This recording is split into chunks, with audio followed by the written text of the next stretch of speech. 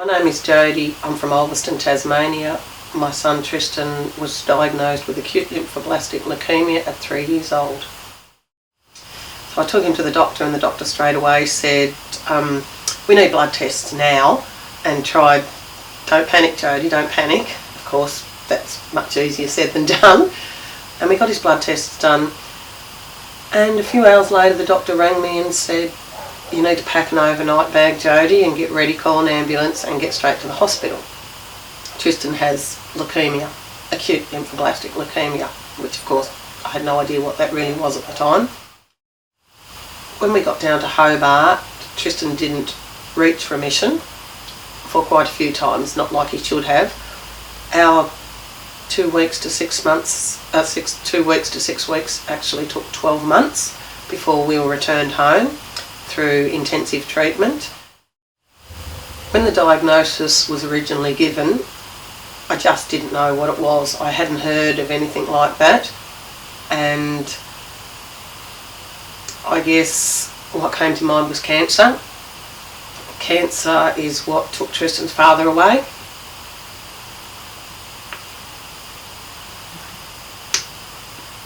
I thought I was going to lose my son. I just thought he was going to die, and there was times where it came quite close to it, I'm sure.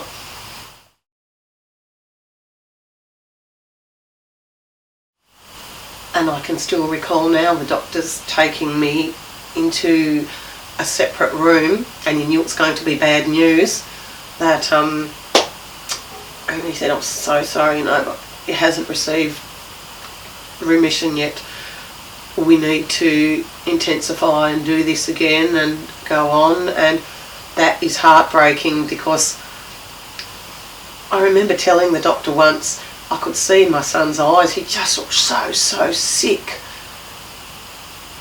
And I tell the big professor, I know he hasn't reached remission. I can see that as his mother. I can see that he's just not well. And this went on a few times, because he didn't get the remission, and they kept doing it, and then he'd go back for another bone aspirate, and he'd come back, lumbar puncture, still no remission,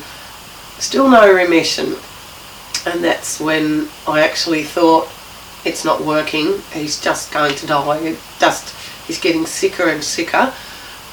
They're using more potent treatments. It's poison, incredible poison they're pumping into my 3-year-old boy. And to finally hear that he'd reached remission was something I never ever thought he was going to reach. I just thought he wasn't going to make it. That was one of the huge moments.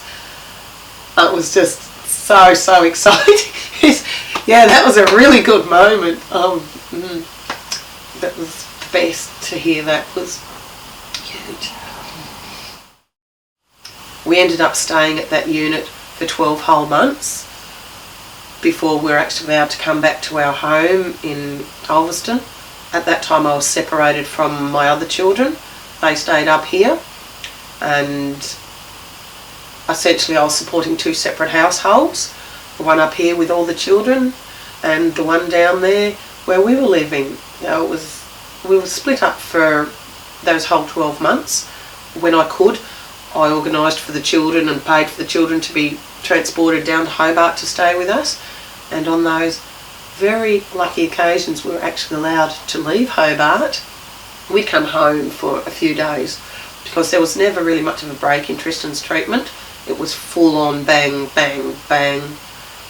And we just weren't able to leave Hobart, which is 3.5 hours away. We couldn't come home. You really become, and it's a big family unit, because you're treated in a room with all this other family and children, and it's just one big cancer family. So the mothers and fathers of these other children that are being treated, they're all sitting there getting their stuff done, and we become really tight-knit there, along with our social worker, Anita. We couldn't have done anything without her fantastic support, huge. And now that I'm home, we get treated in Launceston, which is different. They don't have an oncology ward.